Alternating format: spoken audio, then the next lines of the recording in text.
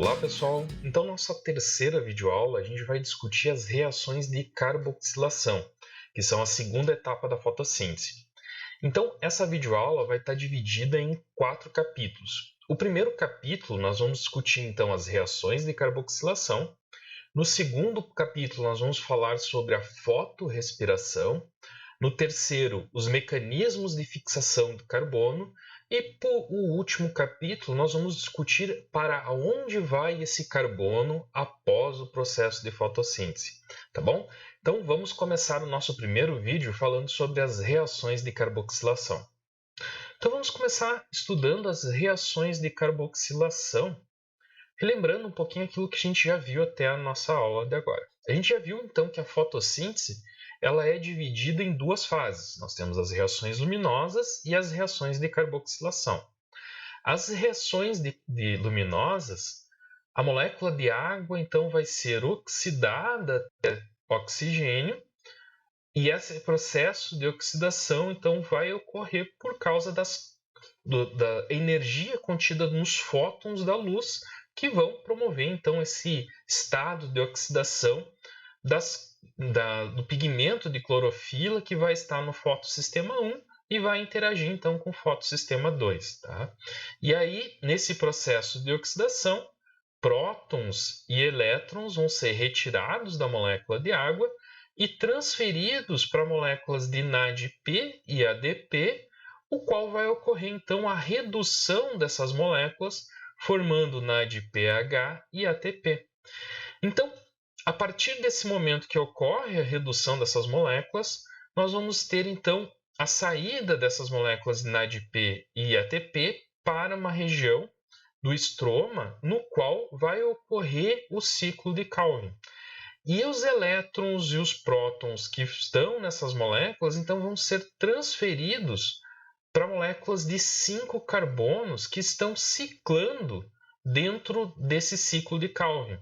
E esses elétrons e esses prótons então vão ser utilizados para que ocorra a redução da molécula de CO2 para que ao final ocorra a formação dos precursores para a formação dos carboidratos. Tá? E então, aonde que ocorre essas reações de carboxilação? A gente viu que essas reações vão ocorrer aonde? No estroma, tá?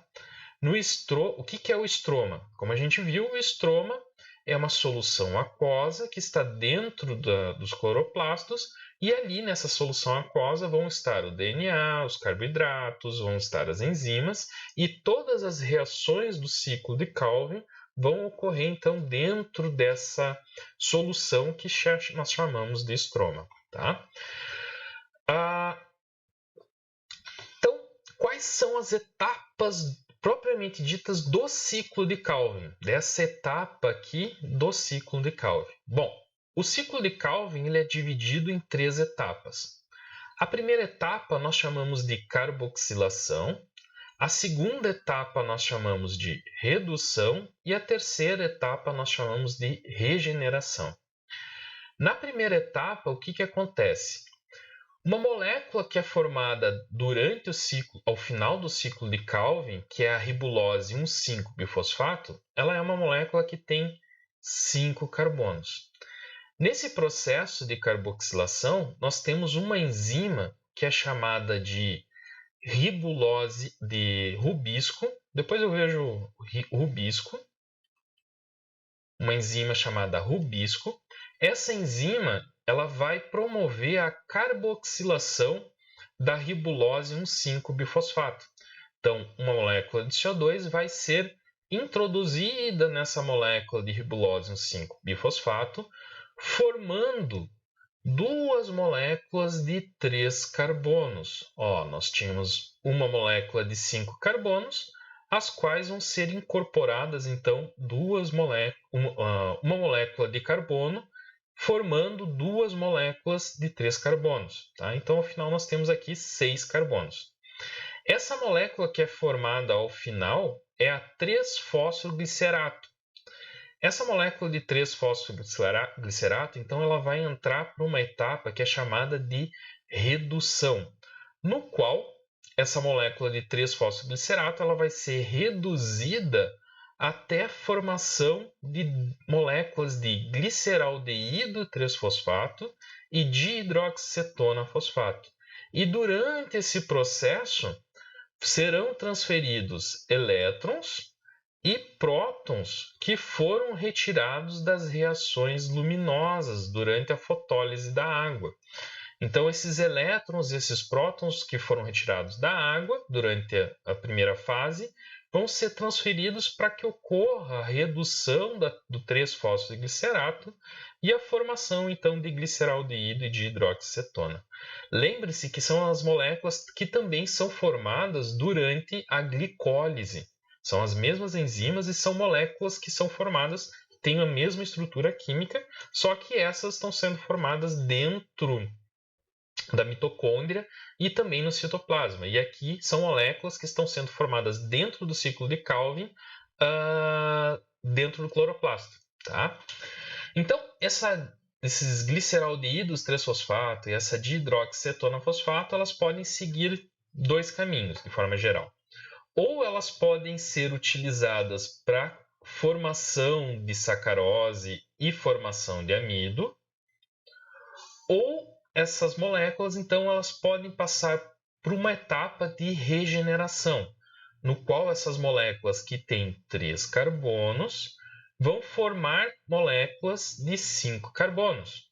E nesse processo vai ter gasto de energia, nós vamos ter gasto de ATP. Então, elétrons que foram retirados durante o processo da fase luminosa também vão ser consumidos aqui, vão ser transferidos para que ocorra, então, a regeneração da molécula da ribulose 1,5-bifosfato. Tá? Então, o ciclo de Calvin é dividido por 3 etapas, uma de carboxilação, uma de redução e uma de regeneração. Então, vamos olhar agora com mais detalhes cada uma dessas etapas. Então, pessoal, vamos estudar com mais detalhes as etapas do ciclo de Calvin. Eu vou apresentar para vocês um esquema do livro do capítulo 19 de fotossíntese de fundamentos de bioquímica, que esse esquema eu acho ele bem didático para a gente entender o ciclo de Calvin. Tá? Eu fiz algumas adaptações desse esquema para que a gente conseguisse relacionar também com cada uma das etapas, ficasse um pouco mais visual. Tá? Bom, eu vou primeiro explicar a figura para vocês entenderem e depois a gente vai indo por cada uma das etapas do ciclo de Calvin. Bom, primeira coisa que é interessante, só vou dar um zoom aqui, espera aí.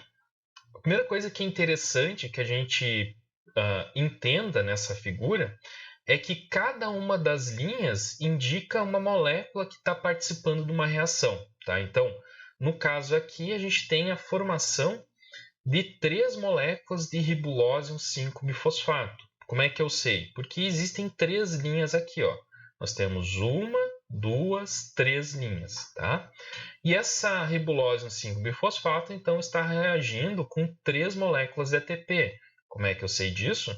Que nós temos 1, 2, 3 linhas. Tá? Então, se a gente contar um número de linhas, a gente vai conseguir entender quantas moléculas estão participando de cada uma das reações. Tá?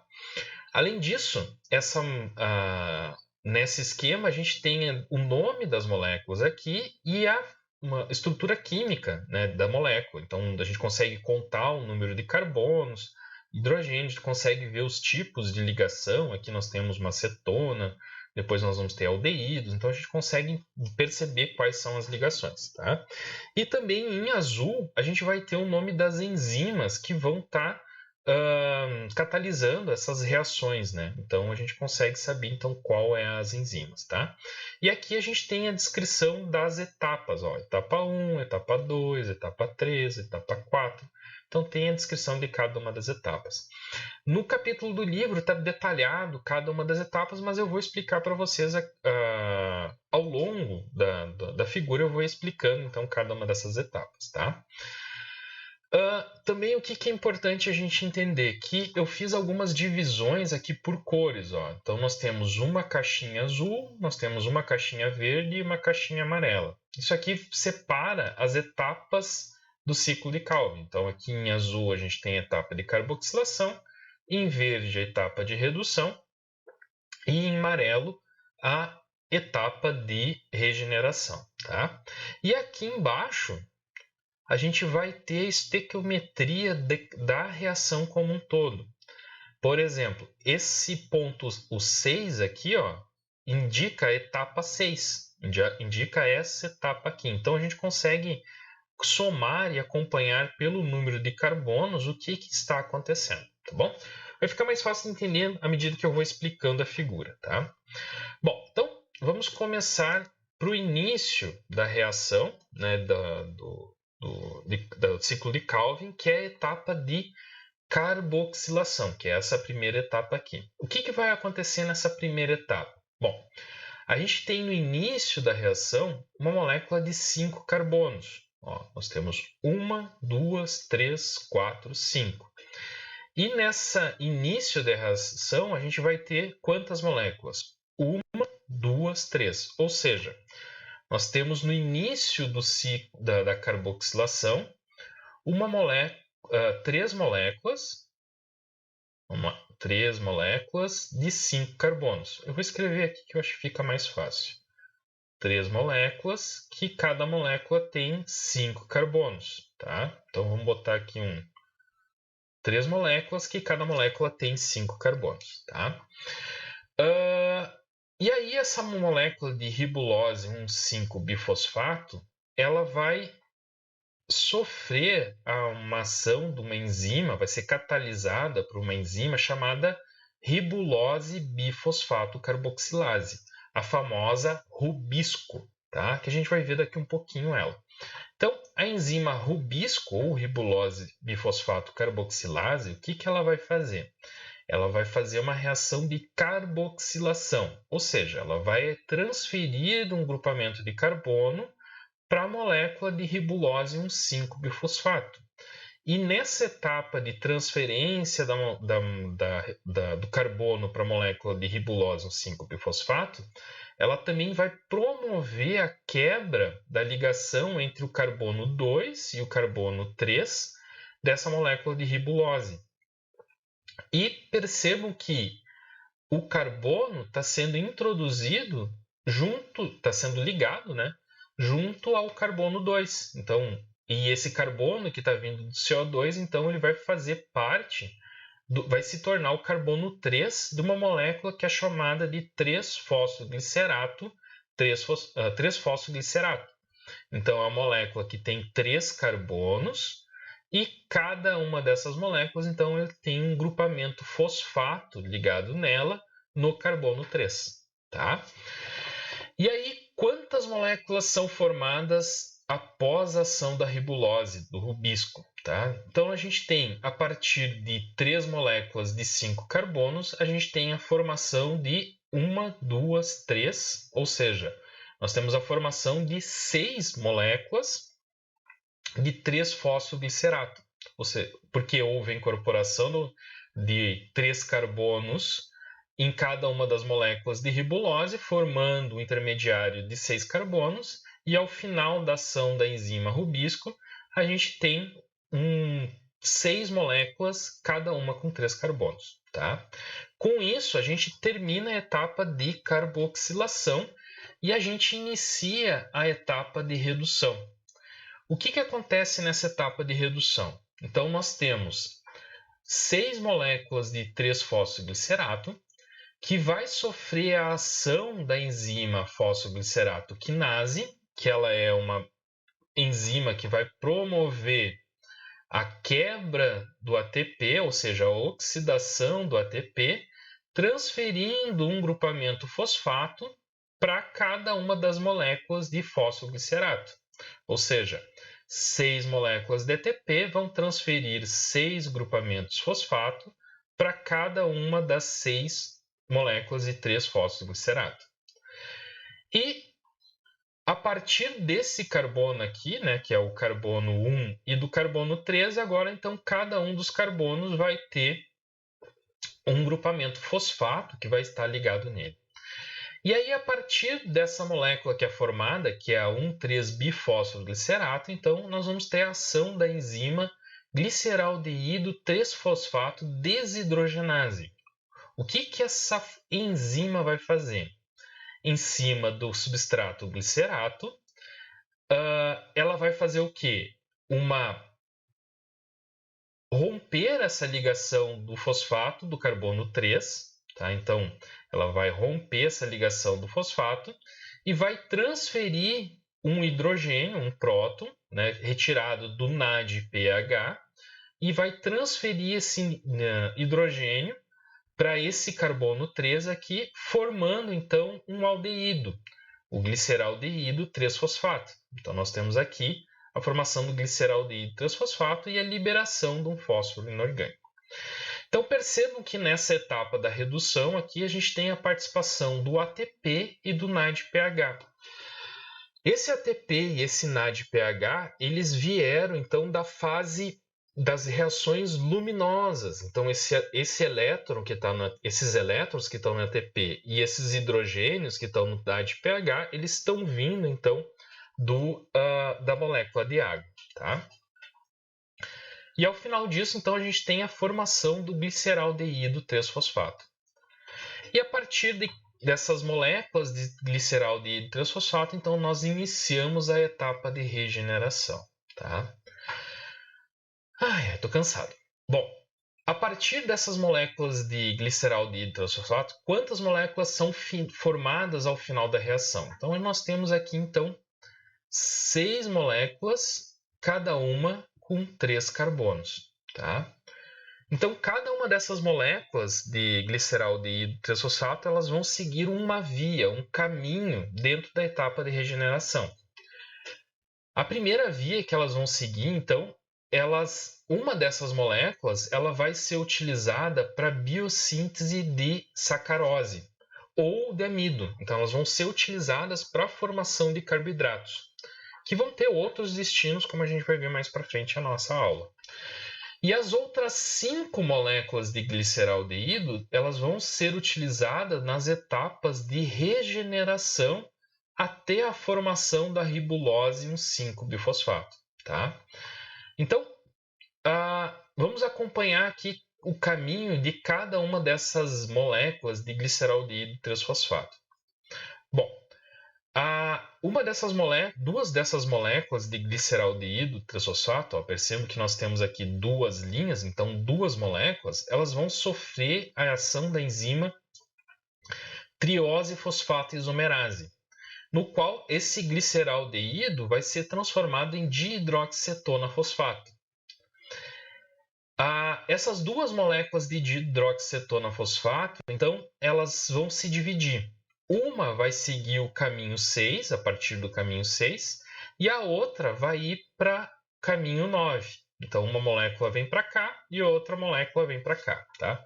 Vamos seguir o caminho 6. O que vai acontecer com uma dessas moléculas de dihidroxicetona-fosfato?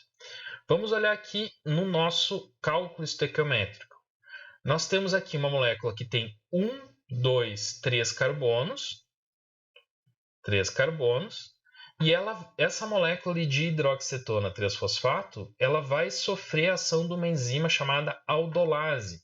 Lembre-se que é a mesma enzima que participa da glicólise. E uma molécula de gliceraldeído 3-fosfato, que tem 3 carbonos, então, 3 carbonos e 3 carbonos, vai ser unida, então, as 2 moléculas, formando frutose 1,6-bifosfato. Lembre-se que na glicose a reação é o contrário. Uma molécula de frutose 1,6-bifosfato, a enzima aldolase vai quebrar ela, formando dihidroxicetona e gliceraldeído. Agora nós temos a reação contrária.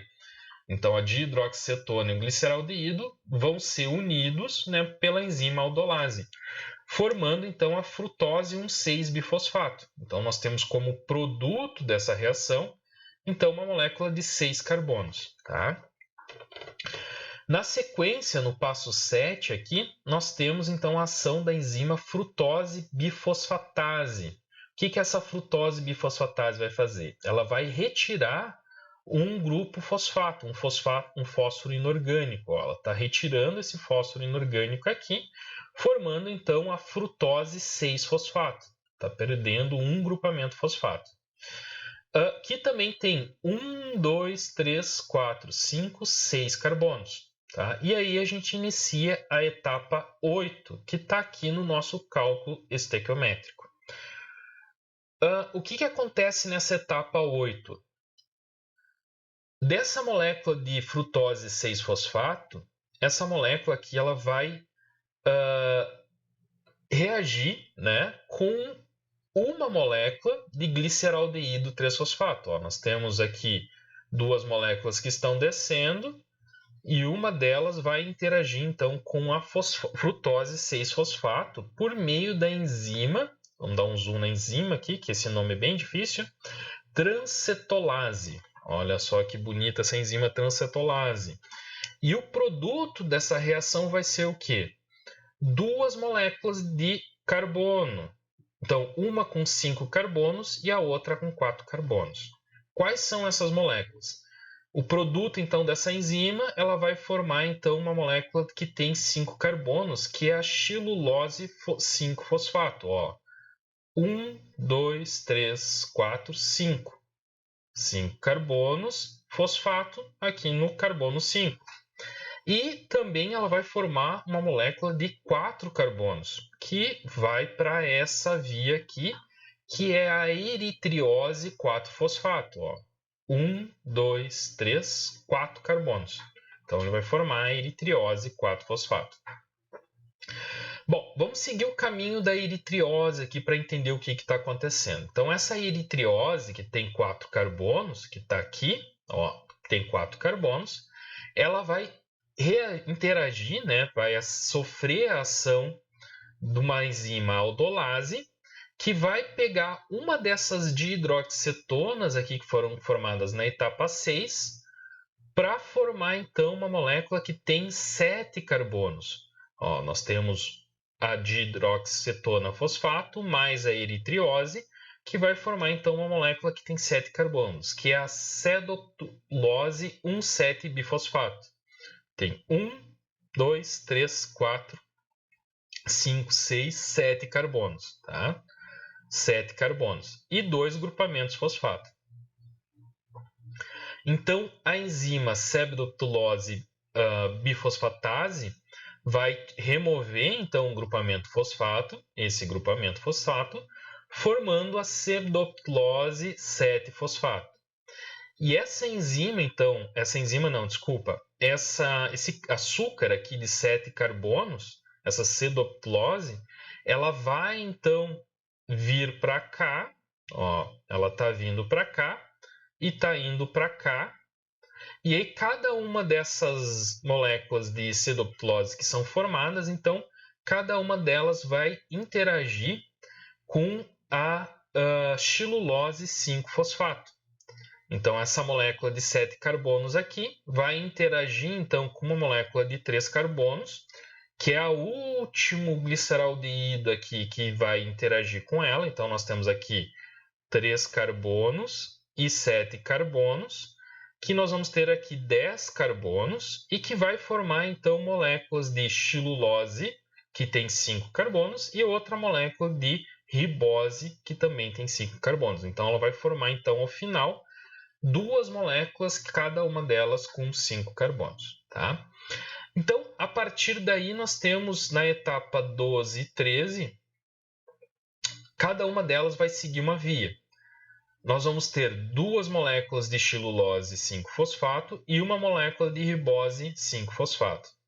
Bom, as moléculas de xilulose 5-fosfato, então, elas vão passar por ação de uma fosfopentose epimerase, que vai transformar essa molécula de xilulose em ribulose 5-fosfato, e a ribose 5-fosfato vai passar pela ação de uma enzima chamada ribose 5-fosfato isomerase, que vai promover uma reação de isomerização e que vai transformar esse aldeído então numa cetona, formando então a ribulose 5-fosfato.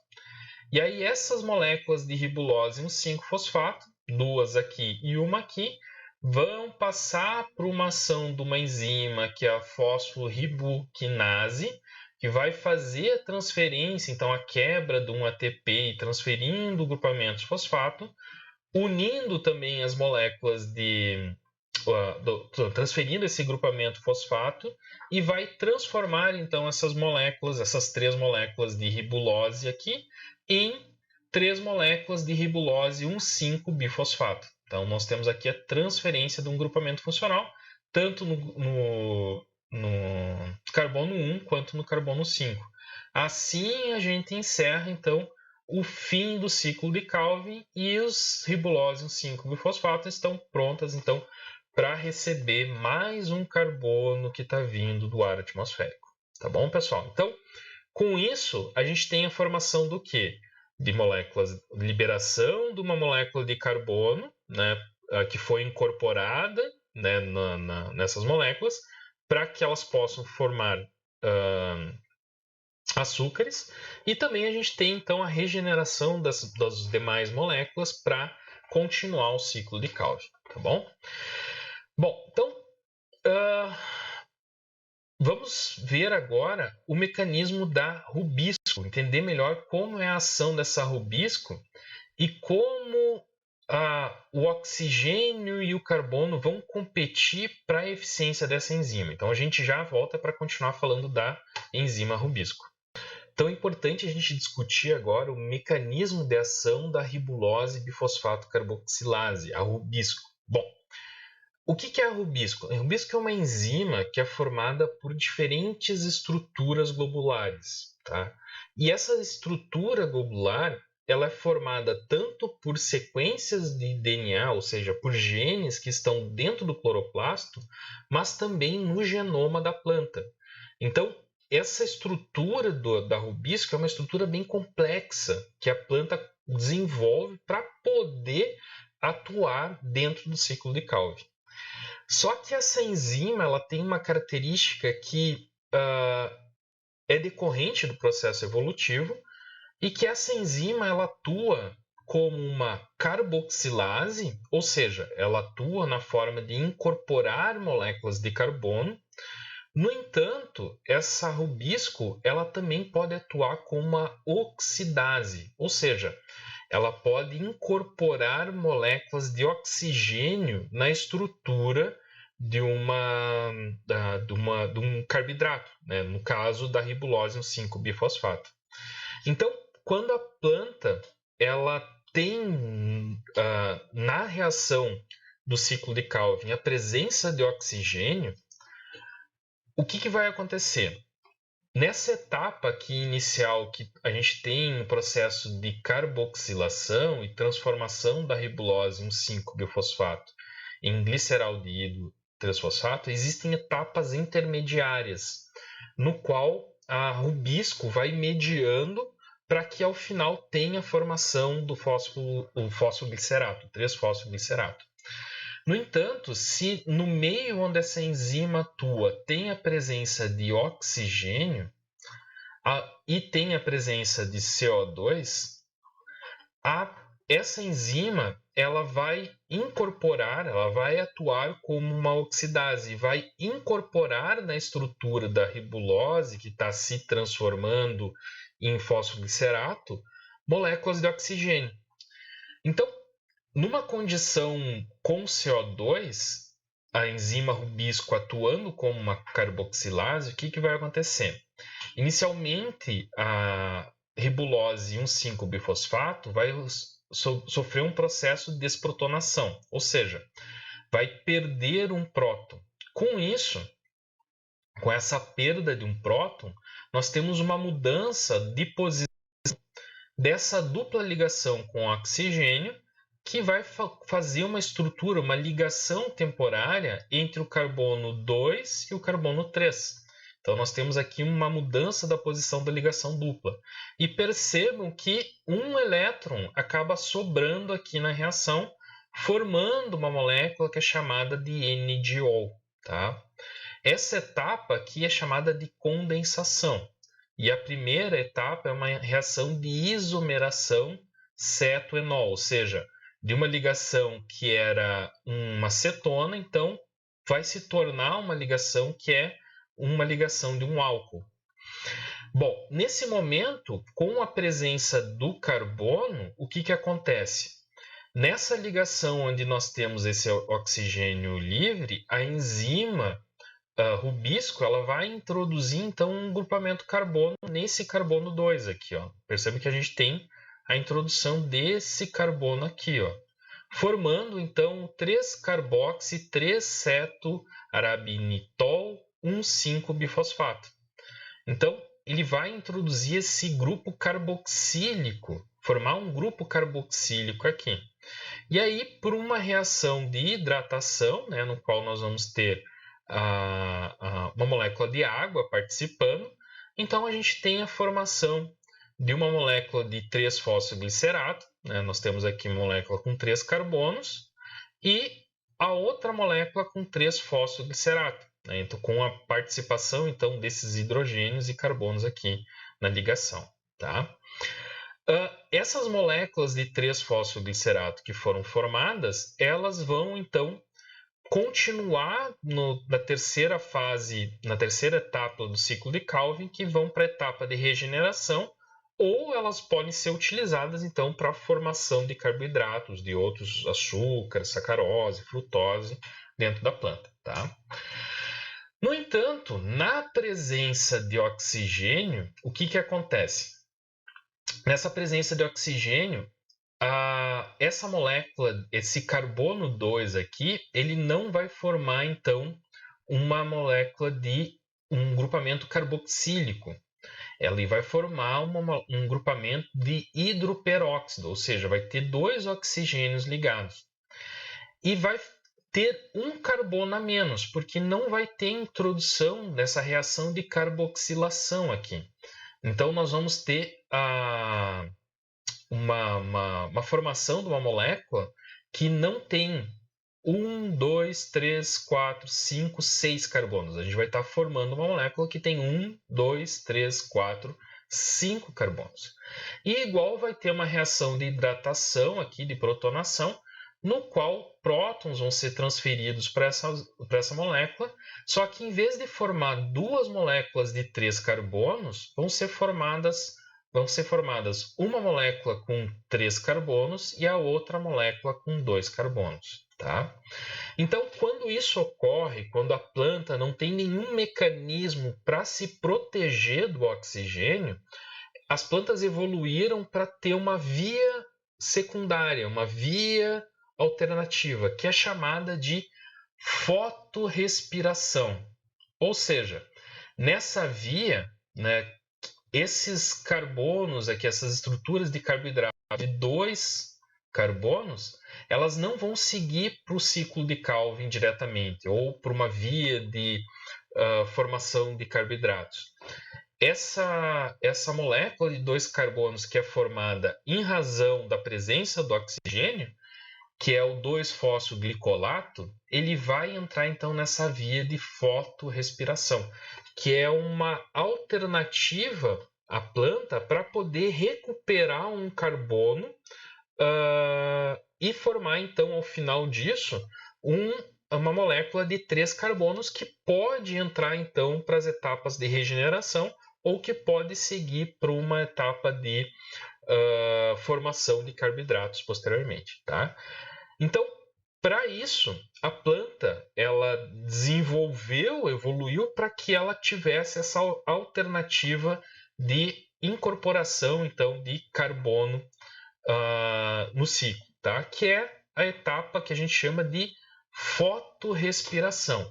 E é o que a gente vai discutir agora, o que é a fotorrespiração. Então vamos entender o que acontece durante o processo de fotorrespiração. Bom, o que a gente acabou de ver? Que a enzima rubisco, ela disputa, ela pode atuar como uma carboxilase ou como uma oxidase.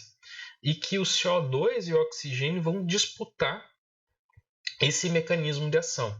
Então, durante o processo de carboxilação, quando a planta está em presença do oxigênio, existem 2 vias que a ribulose 1,5-bifosfato pode seguir. Se ela atuar como uma carboxilase, o produto final nós teremos então 2 moléculas de 3-fosfoglicerato. No entanto, se a enzima rubisco atuar como uma oxidase, atuando em cima da ribulose 1,5-bifosfato, a gente vai ter a formação, então, de uma molécula de 3-fosfoglicerato e uma molécula de 2-fosfoglicolato, que tem 2 carbonos. E essa molécula que vai seguir, então, para a via de fotorrespiração, claro que dependendo do tipo de planta.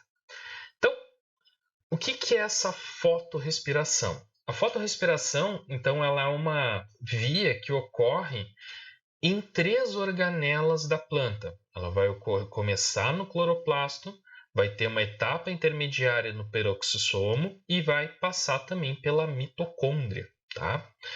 Então, vamos começar o início da via a partir da ribulose 1,5-bifosfato. Então, nós temos aqui a ribulose 1,5-bifosfato, que quando essa ribulose estiver na presença de CO2, ela vai formar, então, as 4 moléculas de 3-fosfoglicerato. No entanto, se a ribulose, a carboxilase estiver na presença de oxigênio, então a gente vai ter essa competição entre oxigênio e CO2 pela ação da carboxilase. E aí, essa enzima, quando atuar como uma oxigenase, ela vai formar moléculas de 3-fosfoglicerato, então ela forma 3 moléculas de 3-fosfoglicerato e vai formar, então, uma molécula de fosfoglicolato com 2 carbonos. Então, para que não tenha uma deficiência no saldo final da quantidade de carboidrato a ser gerado, é necessário que a planta insira um carbono dentro dessa estrutura aqui. Então, para isso, o que ela faz? Ela vai existir a ação de uma enzima chamada fosfoglicolato fosfatase, que vai retirar esse grupamento fosfato aqui, liberando um fósforo inorgânico e formando uma molécula que é chamada de glicolato, tá? Essa molécula de glicolato, o que ela vai fazer? Ela vai migrar para uma organela que é chamada de peroxissomo, que é essa organela aqui, ó, que por acaso ela está próxima do cloroplasto. E nessa molécula de glicolato, dentro dessa estrutura da organela de glicolato, o que vai acontecer? Essa enzima glicolato oxidase, ela vai então retirar 2 hidrogênios aqui da estrutura do glicolato e vai formar, então, pela enzima, vai formar peróxido de hidrogênio, então vai formar água oxigenada aqui com a incorporação de 2 moléculas de oxigênio, vai formar água oxigenada e pela ação da catalase, então vai ter liberação de superóxido e água e posteriormente esse superóxido então vai ter que ser lidado com a célula da planta, vai ter que lidar com esse superóxido, tá? Mas isso aí, lembre-se que a gente estudou isso em microbiologia, quando a gente estudou o efeito da catalase, da superoxidismutase, a peroxidase, né? Que vai ter que lidar com essas estruturas aqui. Mas isso não é o problema que a gente tem que lidar agora. A planta que se vire depois para lidar com isso. Então, esse glicolato, então, pela ação dessa glicolato oxidase, vai formar aqui a glioxilato, que é essa estrutura, então, essa molécula que tem 2 carbonos, né? E que perdeu, então, 2 hidrogênios. Essa molécula, esse carboidrato aqui, ele vai, então, receber um grupamento amino. E olha que interessante. Esse glioxilato vai formar uma molécula de glicina, vai formar um aminoácido. Olha que bonito. Então, nós temos aqui a formação de um aminoácido, que é a glicina, por meio da transaminação, ou seja, vai receber um grupamento amino. E aí, essa glicina, o que acontece? Ela sai do peroxissomo, tá? E ela pode, que tem essa aminoácido tem 2 carbonos, então ela vai ser incorporado dentro da mitocôndria, né, um carbono por meio do CO2 aqui, ó, vai ter uma incorporação de carbono dentro dessa via. E aí essa serina, então, ela migra de novo para o peroxissomo, então a serina vai entrar dentro do peroxissomo. Essa serina, então, ela vai perder um grupamento amina, ou seja, Percebo que esse grupamento amina vai ciclar aqui dentro entre a glicina e a serina, tá? Então, ele vai estar ciclando entre essas duas estruturas. E essa serina, então, vai formar então, a hidroxipiruvato. Olha que legal, vai estar formando um hidroxipiruvato. Então, uma molécula aqui de piruvato. E aí, uma hidroxipiruvato redutase vai estar retirando, então, um próton dessa molécula de hidroxipiruvato e vai estar formando, então, um glicerato. E esse glicerato, então, ele vai sair da estrutura da organela do peroxissomo e vai receber, então, o quê? Um grupamento fosfato.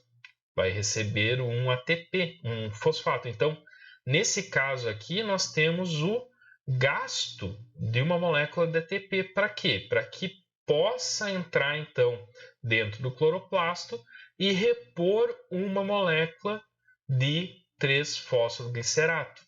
Tá? Então, ao final dessa etapa de fotorrespiração, o que vai acontecer? Vai ter a recuperação, então, de uma molécula de carbono na forma de 3-fosfoglicerato. Então, a gente tem a recuperação de uma molécula de carbono, só que para realizar esse processo, então, nós temos o gasto de um ATP. E isso faz com que o saldo líquido de ATP das plantas que fazem essa via de fotorrespiração seja menor que comparado com outras plantas que têm outras vias de outros mecanismos de incorporação de carbono. Tá?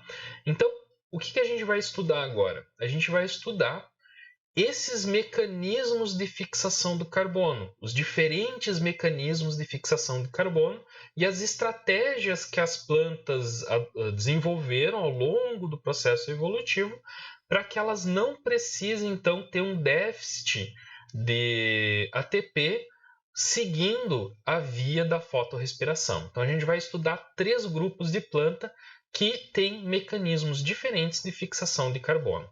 Então, vamos discutir agora nesse capítulo os mecanismos de fixação do carbono.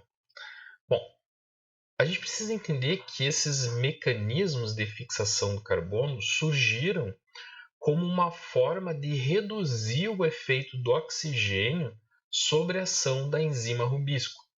E as plantas elas tentaram evoluir de 2 formas. Ou elas criaram uma separação espacial da presença do oxigênio com o ciclo de Calvin, ou as plantas elas desenvolveram uma separação temporal entre a presença do oxigênio e o ciclo de Calvin. Então, hoje nós conhecemos 3 vias de fixação. Nós temos as plantas do tipo C3, que são a maioria das plantas cultivadas e que elas apenas utilizam a fotorrespiração. Nós temos as plantas do tipo C4, né, que elas são muitas plantas gramíneas, são plantas do tipo C4, no caso do milho, e também no caso de algumas invasoras. E as plantas do tipo C4, elas desenvolveram uma separação espacial para evitar o contato do oxigênio com a enzima rubisco, e as plantas do tipo CAN, que é um grupo bem específico de plantas que inicialmente foi estudado para o grupo das plantas suculentas, mas que hoje se entende que as plantas tipo cactos, nós temos algumas bromélias, nós temos o abacaxi também, que é uma planta cultivada, que ela tem esse mecanismo do tipo CAN, tá? Bom, por que é C3 e C4? Porque o C3 ele é a primeira molécula que é formada quando ocorre o processo de carboxilação. E essa molécula tem 3 carbonos. E as plantas do tipo C4, a primeira molécula que é formada como produto da carboxilação, é uma molécula orgânica do tipo C4, ou seja, com 4 carbonos, tá?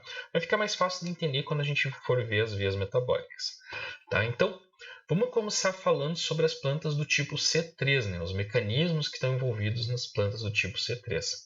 Bom, o que diferencia entre elas é as adaptações que essas plantas tiveram que desenvolver ao longo do processo evolutivo para diminuir a presença do oxigênio em contato com a rubisco.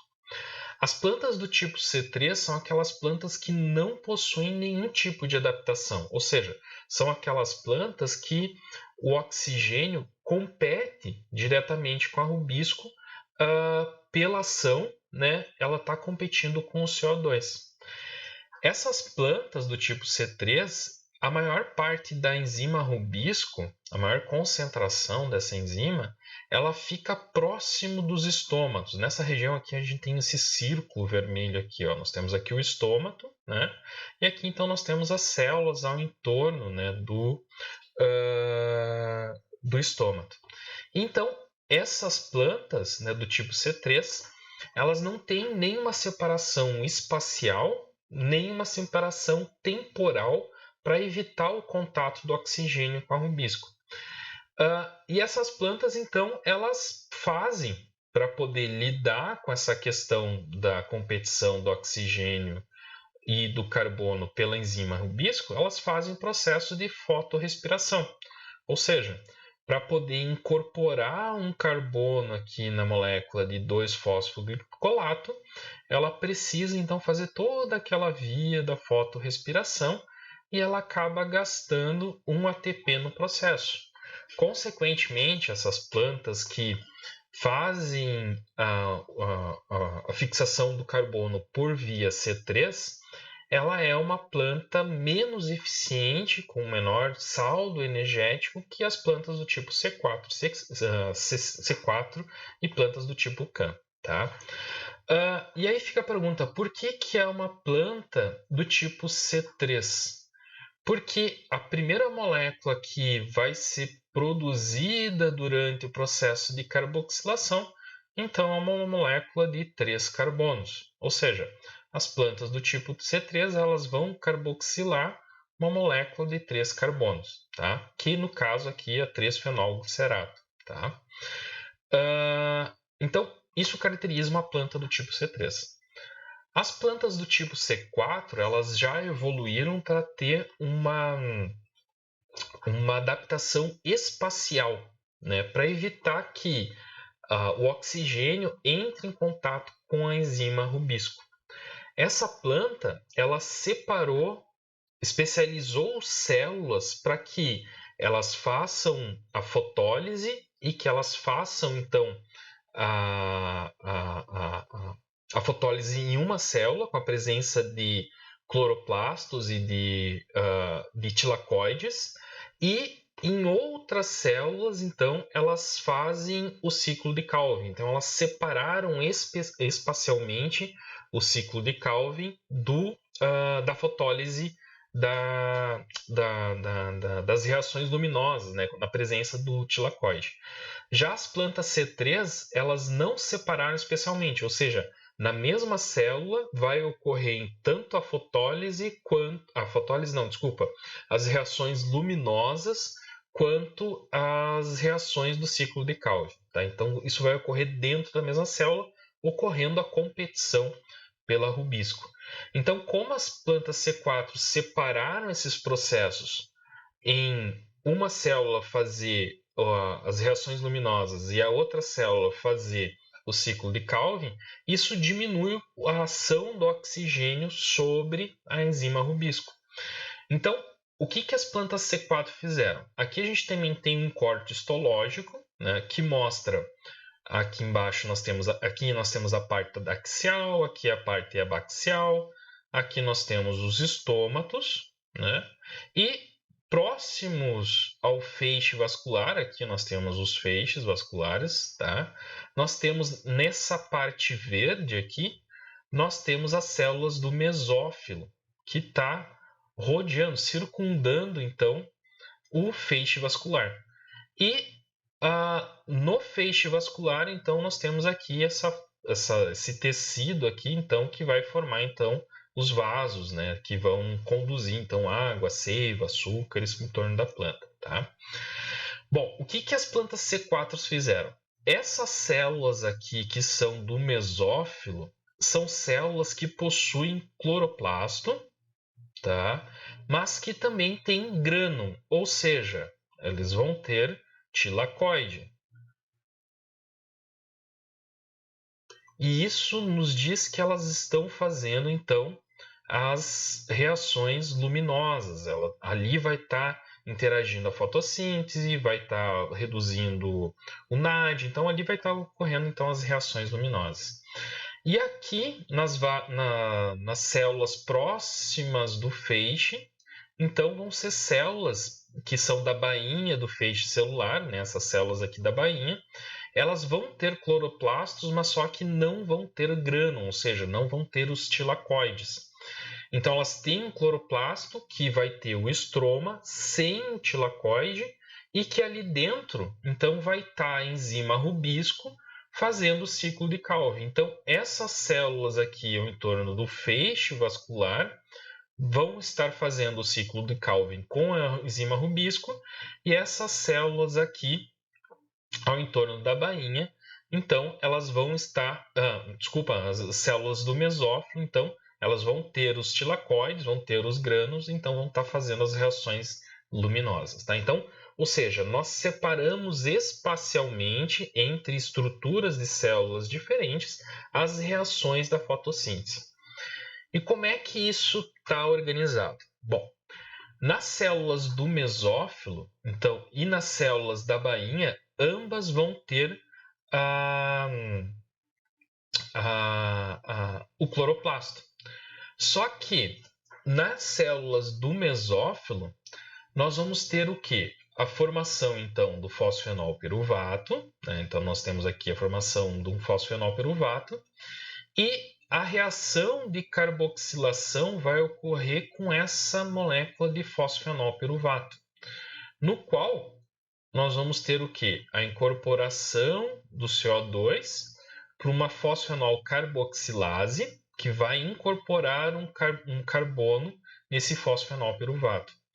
E aí nós vamos ter uma sequência de enzimas, que é a fosfenol piruvato, que vai formar o oxalacetato.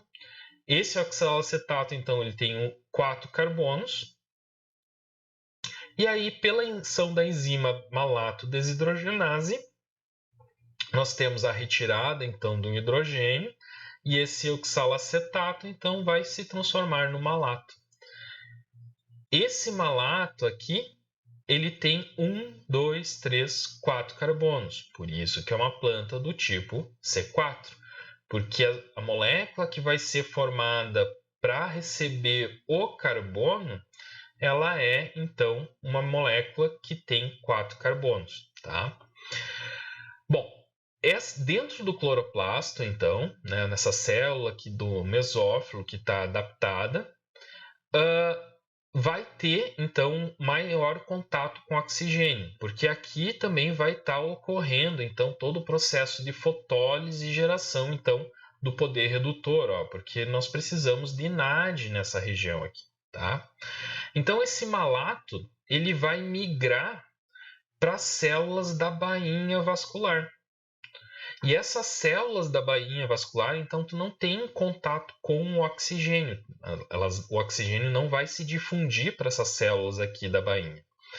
E nós temos, então, a passagem do malato, né? E a enzima NADP málica, o que ela vai fazer? Ó, ela vai fazer uma descarboxilação do malato, tá? Então, essa enzima ela vai retirar o malato e ela também vai, nesse processo, vai reduzir o NADP, NAD e NADPH. E com isso, esse CO2 aqui acaba entrando no ciclo de Calvin dentro de um cloroplasto, que não vai ter os tilacoides, e então vai formar então fosfenol glicerato, que posteriormente, no final do ciclo de Calvin, então pode ser utilizado para a produção de carboidratos. E o piruvato, que que veio a partir do malato, então ele volta para as células do mesófilo, ela sofre a ação da enzima piruvato fosfodicnase, que vai ter então a incorporação de um grupamento fosfato, E aí nós temos então o início de novo da via do ciclo das plantas C4. Tá? Então percebam que nós temos uma separação espacial aqui na estrutura das duas células, no qual o CO2 que se difunde aqui dentro, esse CO2 então ele vai ser transferido para o ciclo de Calvin, que vai ocorrer então nas células da bainha vascular. Tá? Então a gente tem uma separação física do oxigênio com o ciclo de Calvin e também a ação da enzima rubisco. Lembrando que a enzima rubisco está dentro aqui do ciclo de Calvin. Tá? E as plantas do tipo Can, que são plantas que acabaram evoluindo em ambientes mais secos, com maior falta d'água, essas plantas elas se adaptaram a essas condições. E essas plantas, então, desenvolveram estruturas para conseguir preservar a água. Né? Então, o que as plantas fizeram? Elas aumentaram a espessura da cutícula, né? Então, isso faz com que diminua a perda de água. Elas criaram grandes vacúolos aqui na estrutura, principalmente no tecido palissádico. Então, tu tem grandes vacúolos dentro do tecido palissádico, né? Que isso serve também para armazenamento de água. E os estômatos, cadê? Vamos achar algum estômato. Aqui embaixo nós temos estômatos. Então nós temos estômatos bem pequenininhos dentro da célula. Né? Aqui nós temos o detalhe, então, de um estômato. E a gente percebe que o estômato é bem pequenininho se a gente comparar, então, com o tamanho da célula. Tá? Aqui a gente tem a câmara estomática, as células do estômago, células guarda, então toda aquela estrutura dos estômatos. Tá? E essa abertura do estômato, ela é bem pequenininha se a gente for comparar com as outras células. Ó. A estrutura do estômato aqui parece maior e nas plantas C3 também a gente tem a percepção que são estômatos maiores. Então os estômatos das plantas Can são bem pequenininhos. E a separação, o mecanismo que essas plantas evoluíram para separar o oxigênio do rubisco é uma separação temporal. Por quê? Porque essas plantas evoluíram para fazer os processos de fixação do carbono e o ciclo de Calvin em momentos diferentes. Então, as plantas do tipo Can, quando elas estão no ambiente escuro, sem luz, elas vão incorporar o CO2 atmosférico. Elas vão abrir os estômatos, permitindo então que ocorra a captura do CO2, ocorra o processo de transpiração, mas ao mesmo tempo ocorre a entrada de oxigênio aqui. Então tem uma saturação de oxigênio no ar atmosférico aqui. Então, no momento da noite, o que as plantas do tipo Can fazem? Esse CO2 acaba se difundindo para o interior da célula. Esse CO2, então, forma um íon carbonato e outros CO2, moléculas de CO2 também que vêm da mitocôndria, acabam também contribuindo para a formação desses íons carbonatos. E aí, uma enzima de fosfenolpiruvato, então, vai sofrer um processo de carboxilação através de uma enzima fosfenolpiruvato carboxilase. Nesse processo, então, vai ter a retirada de um fósforo inorgânico e a formação, então, de um oxalacetato. E esse oxalacetato, ele vai ser armazenado, então vai ocorrer um processo de redução desse oxalacetato até malato, né? Então nós vamos ter então a incorporação de hidrogênios aqui através da enzima malato desidrogenase e esse ácido málico então vai se acumular dentro do vacúolo da planta, isso no período da noite. E de onde que vai vir esse fosfenolpiruvato? Ele vai vir a partir de moléculas de amido que vão ser quebradas dentro do cloroplasto, formando fosfenolpiruvato e incorporando então esse CO2. Então, a planta, no período da noite, ela está formando oxalacetato e ácido málico para poder carboxilar, incorporar, fixar esse carbono, tá? Por isso que também é o metabolismo ácido das cruceláceas, porque tu tem a formação de um ácido málico. Mecanismo ácido das cruceláceas. O ácido vem desse ácido málico aqui, tá? Bom, no período do dia, então a planta vai separar o processo de carboxilação, que vai ter a presença do oxigênio, né, que vai ter a entrada junto do CO2 com o oxigênio.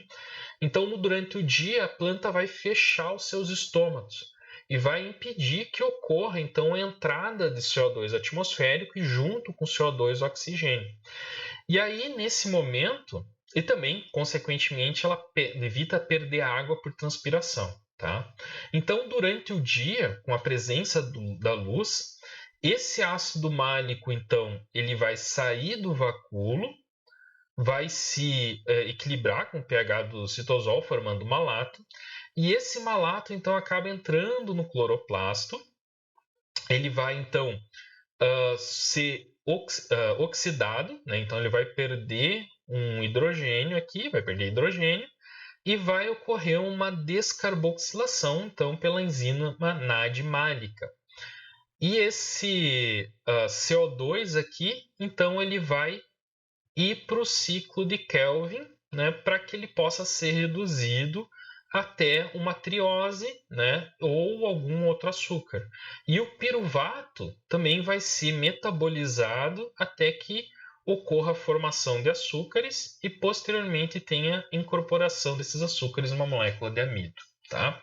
Então percebam que dentro do ciclo das plantas CAN, a gente tem uma diferenciação temporal, né, da presença do oxigênio que vai entrar junto com o CO2 para que ocorra então o ciclo de Calvin. Então, no período da noite nós temos a incorporação do CO2, a carboxilação, e no período do dia então nós temos o ciclo Calvin. Isso faz com que o oxigênio e o CO2 não interajam diretamente com a rubisco, evitando que então que tenha esse processo de competição, tá? Bom, então se a gente for comparar os três sistemas, o que a gente percebe?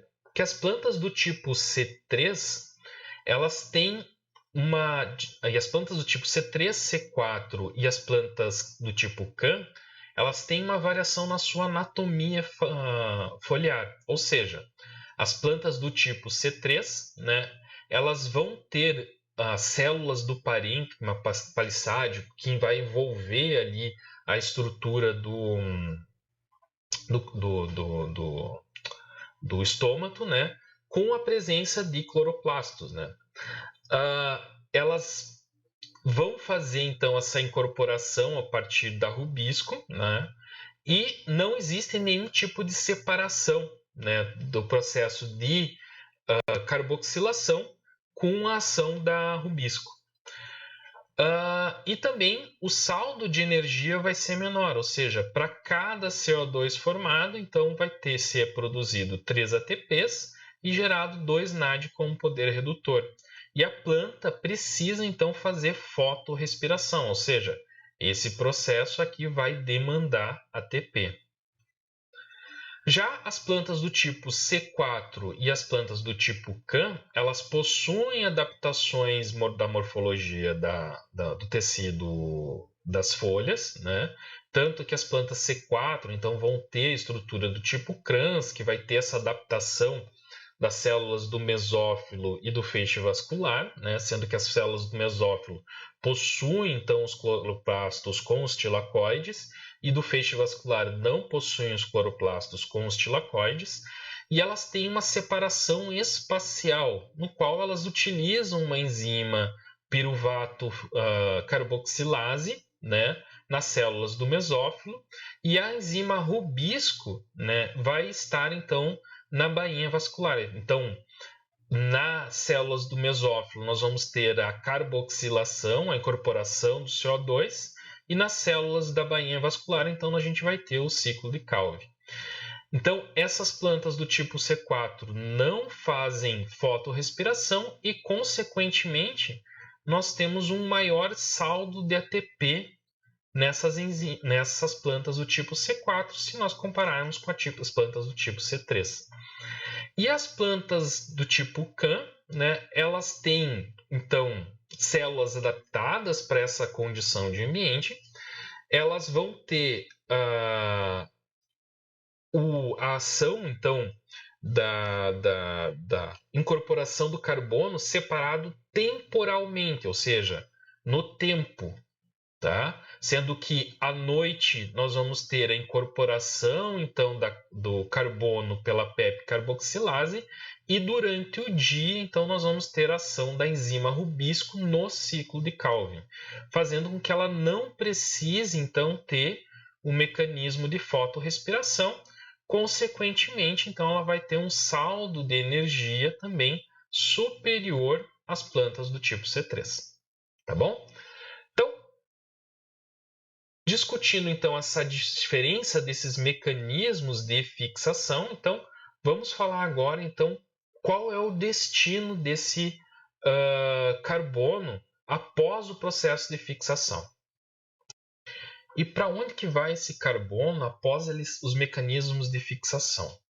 Bom, o carbono, deixa eu voltar aqui, vai ter dois momentos onde que durante o dia, né, e durante a noite que esse mecanismo vai atuar.